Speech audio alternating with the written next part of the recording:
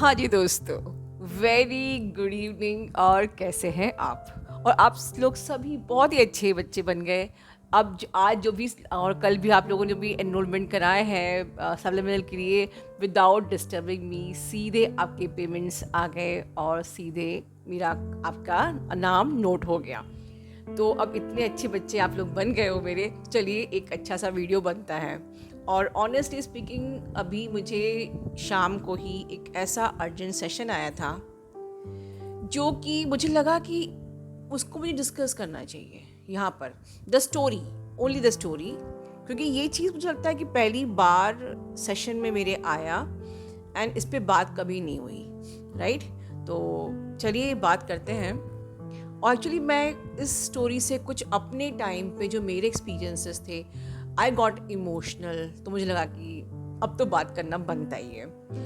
तो जो डीएफ थी उसने कहा कि मैम मैंने आपका पूरा शेयर्ड फील्ड फॉलो किया है और मैं सोल की एनर्जी में आ गई हूँ, और मेरे ट्विन फ्लेम से मेरी मीटिंग हुई इस सावन के मौसम में, जैसे कि आपने कहा है। हमारी मुलाकात हुई और बहुत ही खूबसूरत मुलाकात थी। मैं पूरे टाइम सोल की एनर्जी में थी और हमारी बहुत ही खूबसूरत, मतलब हम लोग अच्छे अच्छे से गॉड ब्लेस बोल के अपने अपने घरों में गए। Then next day he called me, उसने खुद ही कॉल किया और he was simply shouting on me. और मुझे समझ में नहीं आ रहा था कि हुआ क्या। आई वॉज एक्सपेक्टिंग कि वो मुझे कॉल करेगा, कुछ हम लोग मीठी मीठी बातें करेंगे, हमारी जो मुलाकात हुई थी उसके बारे में बात करेंगे एंड लाइक वो बहुत खुश होगा। और वो उसने जब कॉल किया और कुछ आवाज़ मुझको उसकी क्लियरली समझ में नहीं आ रही थी कि वो क्या बोल रहा है, और मैं बार बार कह रही थी कि मुझे समझ में नहीं आ रहा तुम क्या बोल रहे हो। और and he was trying to take her in the trap कि तुम तो खुद ही बोली जा रही हो और तुम मेरी बात सुनती ही नहीं हो। And he was simply shouting on her and बहुत हर्ट भी किया, इंसल्ट भी किया, और उसने फ़ोन रख दिया। तो दोस्तों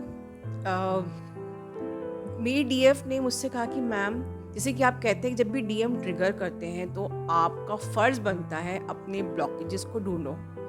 तो मैंने अपने ब्लॉकेजेस को ढूंढा, मुझे तो कोई भी ब्लॉकेज नहीं दिखा। Ma'am seriously I am hurt because मेरी कोई गलती नहीं थी। During the meeting I was in soul. During the phone session मेरी कोई मिस्टेक नहीं थी। मेरा डीएम ही पता नहीं क्यों ट्रिगर हो रहा, गुस्सा कर रहा था, ईगो दिखा रहा था, एंगर कर रहा था। Still I was in my balance. तो अब बताइए मेरी क्या गलती थी? अब मुझे कौन सा ब्लॉकेज हील करना है? ओके, तो सबसे पहले दोस्तों मैं आपको ये कहना चाहूँगी कि मैं कोई डीएम का फेवर नहीं ले रही हूँ, बट मैं ऑनेस्टली बोलूँ, डीएम चाहे आपको ट्रिगर कर रहे हो, आप पे गुस्सा कर रहे हो, आप पे इंसल्ट कर रहे हो, आप पे नार्सिसिज्म दिखा रहे हो, don't take me wrong, try to understand. मैं आपको आगे समझाऊंगी, क्योंकि सबसे बड़ी यही गलती मैंने अपने समय पे की थी, राइट? और मैं यहाँ पर वही बात करती हूँ जो मेरा अपना एक्सपीरियंस होता है, राइट? और जो ट्विन फ्लेम एनर्जीज़ के प्रोटोकॉल होते हैं, नॉट ओनली सिर्फ ओनली माई एक्सपीरियंस, बल्कि जो एनर्जी के प्रोटोकॉल होते हैं। तो आई वॉज द पर्सन जिसने अपनी जर्नी सिर्फ इसलिए डिले की, सिर्फ समझने में डिले कर दी, बिकॉज मुझे जज करने की बीमारी थी। आई मीन टू से कि मैं इतना लॉजिकल थी कि जैसे कहते हैं ना कि गेहूं में हम जैसे घुन को ढूंढते हैं अलग करने के लिए, मैं ढूंढती थी कि मैं कहाँ कहाँ जज करूं, राइट? एक्सपेक्टेशंस जब तक पूरी हो रही हैं डीएम अच्छे हैं, एक्सपेक्टेशंस अगर वो नहीं पूरी हो रही है तो डीएम बुरे हैं। हर अगले सेकंड उन्होंने ऐसा किया, उन्होंने मुझे इम्पोर्टेंस नहीं दी, उन्होंने मुझे वैल्यू नहीं दी, मुझसे ऐसे बात नहीं करी, मुझे गुड मॉर्निंग नहीं किया, मैंने फ़ोन पे जब मैंने ये सवाल किया तो मुझे रिप्लाई नहीं किया, मुझे दिस एंड दैट और बहुत सारी चीज़ें, मतलब जो और भी जो घर की पर्सनल बातें होती हैं, ऐसे पे ऐसा रिएक्ट क्यों किया, वैसे पे वैसा क्यों रिएक्ट किया, मुझे इम्पोर्टेंस क्यों नहीं दी, मेरे को ऐसे हर्ट कैसे कर दिया, मेरी इंसल्ट कैसे कर दी, ब्ला ब्ला ब्ला ब्ला। और so much of the blaming energy, so much of judgmental energy, और उसके बाद ऊपर से ढेर सारा एक्सपेक्टेशंस, और फिर उसके बाद राइट अब आप कहोगे कि मैम इस आपकी इस बात का पिछली बात से क्या कनेक्शन है? ठीक है, तो कनेक्शन से मैं इतना ही है बताना चाह रही हूँ कि डीएम जब भी आपको लगता है कि वो एक नार्सिसिस्ट है, वो आपको यूज़ कर रहे हैं, वो आपको अब्यूज़ कर रहे हैं, वो स्वार्थी हो गए हैं या वो आपको वैल्यू नहीं कर रहे हैं, there is some reason, there is definitely 100% reason. अगर ये सोलमेट कनेक्शन होता तो डेफिनेटली देयर इज़ अ कार्मिक क्लियरेंस कि तू एक थप्पड़ मारा, एक थप्पड़ उसने मार दिया, बात बराबर हो गई। बट जब आप इस जर्नी में होते हो तो डीएम सिर्फ एक पपेट होता है। वो नार्सिसिस्ट भी है तो देयर इज सम रीज़न, वो स्वार्थीपना भी कर रहा है तो देयर इज सम रीज़न, वो वैल्यू नहीं दे रहा है तो भी देयर इज सम रीज़न। ठीक है, वो आपको हर्ट कर रहा है, देयर इज सम रीज़न। तो अब आप कहोगे क्या हमें फिर टॉर्चर सहते रहना चाहिए? तो चलिए अब हम आते हैं डीएफ की बात पे। तो डीएफ से मैंने पूछा कि यस, जैसे कि आप बता रहे हो आपकी तो बिल्कुल भी मिस्टेक नहीं है, कहीं भी आपकी मिस्टेक नहीं है, you were in soul, so you experience the union and you enjoyed your union. पर उसके बाद जो हुआ, तो मुझे पहले ये बताओ कि क्या आप की ब्लॉकेजेस की जो लिस्ट आप लोग बनाते हो, क्या कभी आप किसी पे हाइपर एंगर होते हो अपने घरों में, अपने पेरेंट्स के ऊपर या अपने हस्बैंड के ऊपर, कि जिस तरीके से वो आप पे ट्रिगर हो रहे थे, आप भी सेम वैसे ही ईगो अपने घरों में दिखाते हो या अपने सिबलिंग्स में दिखाते हो या अपने हस्बैंड या वाइफ पे दिखाते हो या अपने कलीग्स पे दिखाते हो? जो इंसान हमें, ये एक हमारा नेचर होता है कोर में कि जो हमें बहुत प्यार करता है, हम उसके ऊपर हाइपर हो जाते हैं, राइट? आप अपने डीएम को बहुत ज़्यादा प्यार करते हो, ठीक है, आप कितने भी ईगोइस्टिक हो, आपका खुद का बेसिक नेचर बहुत लॉजिकल है, नार्सिसिस्टिक है, आपके अंदर ढेर सारा एंगर है, ठीक है, बट आप जब डीएम को बहुत प्यार करते हो तो आप बहुत ही अच्छे बन जाते हो कि जैसे मैं बिल्कुल प्योर हो चुकी हूँ। लेकिन वही जैसे मैंने परसों में कहा था कि आपको वननेस में सबके साथ आना है, सिर्फ अपने डीएम के साथ नहीं। तो मैंने पूछा कि ऑनेस्टली बोलो कि क्या यही ऐसा ही सेम एंगर और सेम ऐसा ही ईगो जैसा उसने दिखाया था, ट्रिगर किया था आपको, क्या आप किसी और रिश्तों में करते हो? उसने सोचा और ऑनेस्टली कहा यस मैम, ये मुझसे भी होता है। तो आई टोल्ड वो आप ही का ट्विन है, दैट इज द कंफर्मेशन। हालांकि कंफर्मेशन नहीं था ये, मतलब उनको कंफर्मेशन नहीं कराना था, बट आपका ट्विन फ्लेम, अगर आपकी मीटिंग में अगर आप सोल की एनर्जी में रहे, सब कुछ ठीक था, बट जब हर मीटिंग के बाद आपके चक्रास की एनर्जी एक्सचेंज होती है, वो आपको एक्चुअली आपकी मीटिंग मतलब आपकी हीलिंग, तो जो आपका पार्ट रह गया था हील होने के लिए, उस पार्ट पे उसने आपको अनकॉन्शियसली ट्रिगर किया और आपको लगा मैं तो सोल की एनर्जी में थी, मैं तो बिल्कुल ही ऑथेंटिसिटी में थी, प्योरिटी में थी, फिर क्या था? पर क्योंकि आपकी मीटिंग बहुत अच्छी हुई और मैंने कहा बस आप इस ब्लॉकेज को समझ लीजिए और आप लेट गो कीजिए और अपने इनर को कंटिन्यू करिए, ठीक है? Everything will be 100% perfectly alright, right? क्योंकि जब मुझे समझ में ये चीज़ें आई और मैंने फॉलो किया तो थिंग्स चेंज्ड, राइट? तो अब इसमें मैं आपको कुछ क्लैरिटी देना चाहूँगी कि आप लोग के क्वेश्चंस आते हैं अबाउट द अवेकनिंग, जो कि सेम डीएफ ने मुझसे क्वेश्चन किया, तो मैम फिर मेरा डीएम फिर अभी अवेकन नहीं हुआ है या उसकी अवेकनिंग अभी कहाँ है, वो कहाँ तक पहुँचा है? ये सारे क्वेश्चन आपकी ईगो के हैं, आपके माइंड के हैं। जानना किसको है? माइंड को। तो अभी फिर भी आंसर जान लीजिए, आप लोग की, आप डीएम और डीएफ जब एक ही हो तो ऑफ कोर्स आपकी अवेकनिंग एक साथ ही होगी, एक की पीछे और एक की आगे नहीं होती है, राइट? इसको अंडरलाइन कीजिए। बस उनका तरीका अलग होता है और वो दिखता अलग तरीके से है जो आपको लगता है। ऐसा नहीं है कि आप आँख बंद करके मेडिटेशन करते हो तो वो भी मेडिटेशन करने लग जाएंगे, तभी वो एक डिवाइन मैस्कुलिन बनेंगे। पर्सपेक्टिव सुधरने लगता है, इस प्रकार से पता चलता है कि हाँ वो अवेकन हो रहे हैं, बट आपको ये पता करने की ज़रूरत नहीं है, क्योंकि अगर आपने माइंड को यूज़ किया तो जर्नी अभी बाकी है मेरे दोस्त, ठीक है? यही गलती मैंने की थी, बहुत ज़्यादा माइंड को, हमने जितना माइंड को यूज़ करोगे, आप अपनी माइंड, इट टेक्स सेकेंड्स, कैसे ट्रैप में लेता है, हर अगले सेकेंड आपको ट्रैप में ले लेगा और आपकी जर्नी डिले हो जाएगी, ठीक है। सो अवेकनिंग आपकी डीएम की कहाँ तक पहुंची, totally 100% depends upon you. If you are stuck, your DM will be stuck. If you are in the dense energies, your DM will be in the dense energies. If you are in the duality, your DM will be in the duality. If you are in the blaming energy, panic energy, anger energy, आपका DM उसी energy में रहेगा। तो if you want to change your DM, change yourself. Underline my word.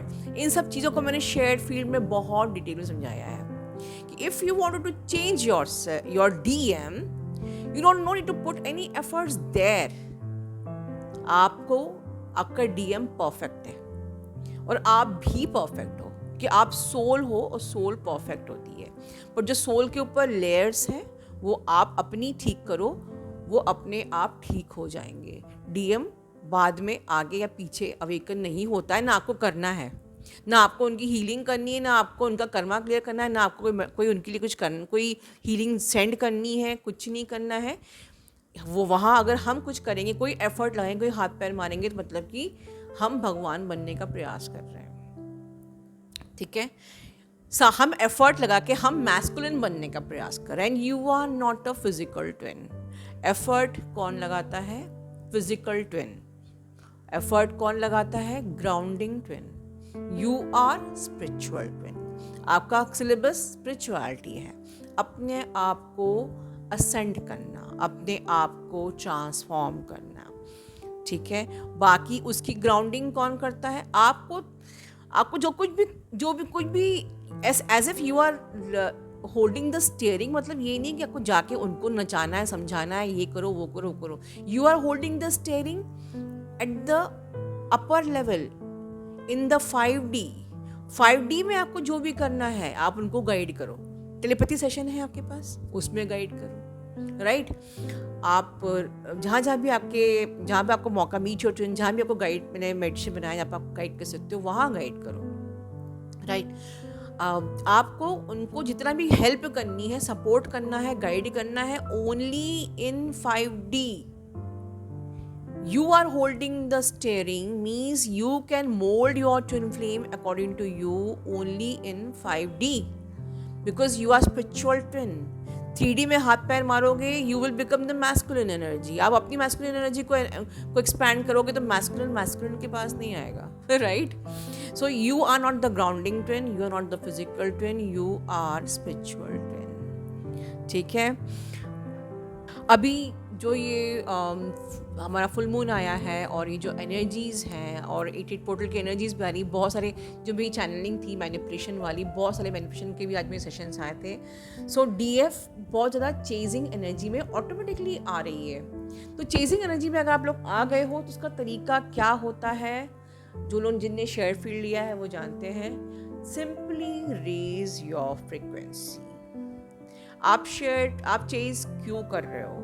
इसलिए कि आपको बहुत प्यार मोहब्बत की ज़रूरत है आपकी ट्विन फ्लेम से, because your energy is going low और आपका फॉल, आपकी एनर्जी फ्रिक्वेंसी का फॉल। मैंने कहा था ये जर्नी एनर्जी की प्रोटोकॉल पे चलती है।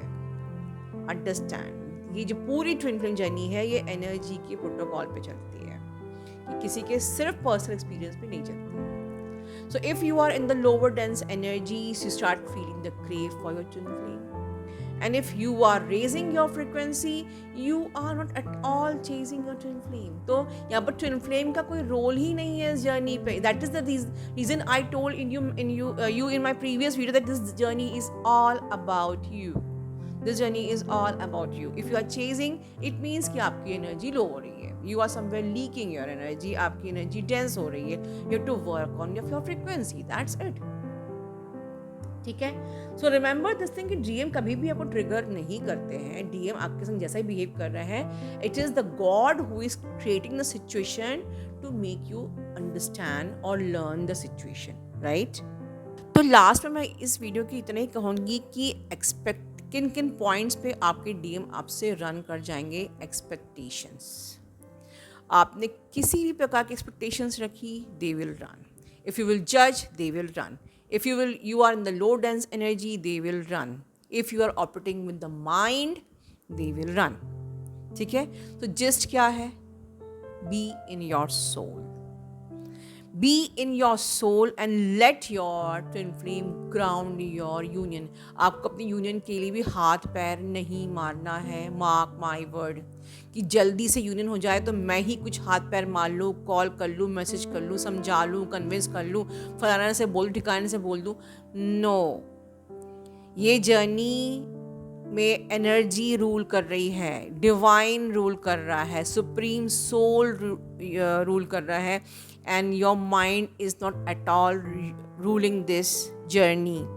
सो be in your soul, supreme soul से अलाइन हो जाइए. और अलाइन होने के लिए पहले you have to be in your soul and then let your twin flame ground the energy. Actually twin flame भी एनर्जी ग्राउंड नहीं करेगा. योर गॉड, जब गॉड देखता है कि या you are now ready, DF you are now ready, वो उस पपेट को, आपकी ट्विन फ्लेम को, वो ग्रीन सिग्नल देगा कि नाउ ग्राउंड योर यूनियन. तो late this journey orchestrated by your soul. Just simply allow your soul to flow in this journey. Don't allow your mind कि उस हम अपने माइंड को यूज़ करें एंड हमारी यूनियन हो जाए. यू विल सीरियसली स्टक, और आप स्टक होंगे तो आपकी ट्विन फ्लेम डेफिनेटली वो भी स्टक रहेंगी, उनकी भी जर्नी पूरी नहीं हो पाएगी. वंस अगेन, आपको अपने DM के लिए कुछ नहीं करना है. No support, no financial support, no any sort of help. ठीक है, no emotional help, no physical help, no mental help. God is there. God, उनके ऊपर ये जर्नी, जब ट्विन फ्लेम जर्नी जब आपकी स्टार्ट होती है तो पूरा का पूरा रोल सोल का होता है, एनर्जी का होता है, सोर्स का होता है, गॉड का होता है. तो उन्हें कितनी तकलीफ देनी है, उनकी तकलीफ से उन्हें कैसे निकालना है, उन्हें कितनी हीलिंग देनी है, गॉड इज़ देयर. उन्हें फाइनेंशियल क्राइसिस है, you are not allowed to support. वो मेंटली परेशान है, you are not allowed to support. वो इमोशनली परेशान है, you are not allowed to support. This is between the God and your DM. You have nothing to do with you only focus in your journey. ठीक है, you only focus कि मैं upgrade हो रही हूँ कि नहीं, मैं असेंड हो रही हूँ कि नहीं. Be in your soul. Okay? God bless you.